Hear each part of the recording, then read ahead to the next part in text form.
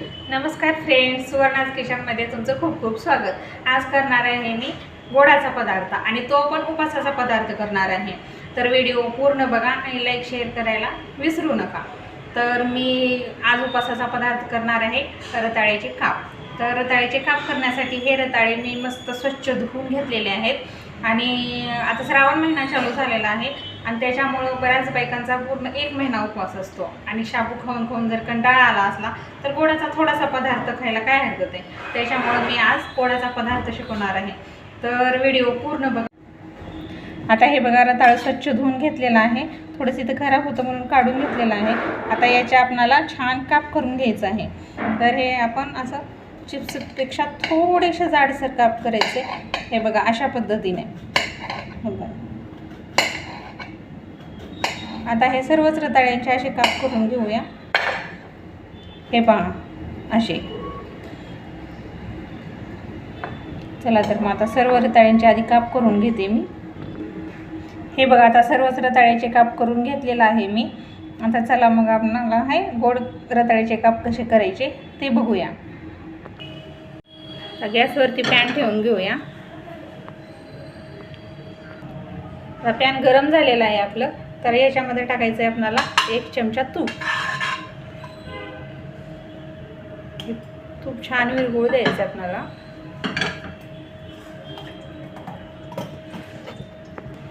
आता याच्यामध्ये टाकायचं आहे आपल्याला हे रताळ्याचे काप।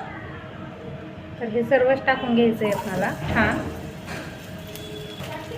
आता हे रताळ्याचे काप आपल्याला छान तुपामध्ये मिक्स करून घ्यायचं आहे। एकदम मऊ पडेपर्यंत आपल्याला हे सतत असं हलवत राहायचं आहे रताळ्यांना।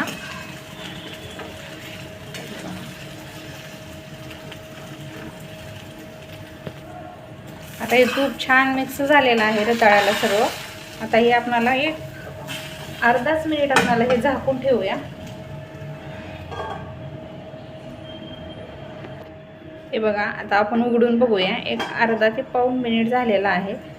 आपले हे रताळे छान आता हे झालेत, उकडलेत, थोडेसे मऊ झालेत। आता याच्यात टाकायचं आहे आपल्याला गूळ। हे बघा लगेच रताळ्याचा कलर चेंज झालेला आहे। आता रताळे आपले आधीच गोड असतात थोडेसे, त्याच्यामुळे आपल्याला गूळ हे अर्धीच वाटी टाकायचं आहे। आता हे छान मिक्स करून घेऊया। तुम्ही साखर टाकायचं असलं तर साखर टाकू शकता, पण गूळ टाकले की थोडंसं पौष्टिक तेवढंच।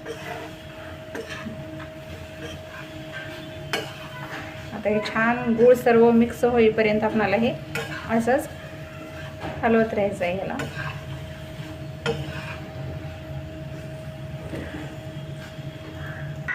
हे बघा आता गूळ पूर्ण विरघळलेला आहे। आता ह्याला आपण असंच थोडा वेळ सोडूया, म्हणजे गूळ छान मिक्स होईल रताळ्याला।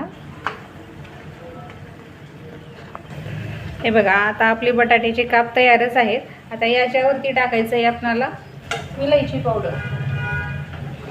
बघा थोडीशी विलायची टाकून घेऊया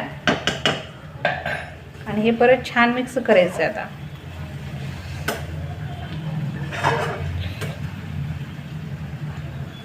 आता विलायची पावडर टाकून मिक्स केले छान मी। आता हे आपल्याला एक अर्धाच मिनिट परत झाकून ठेवायचे।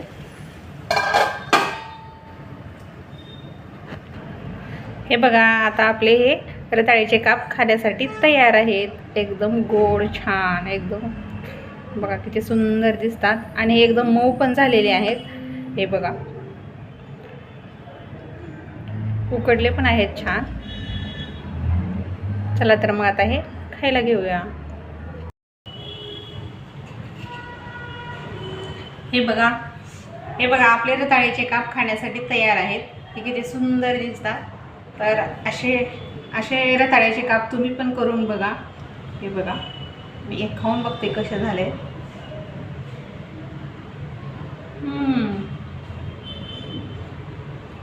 खूपच सुंदर।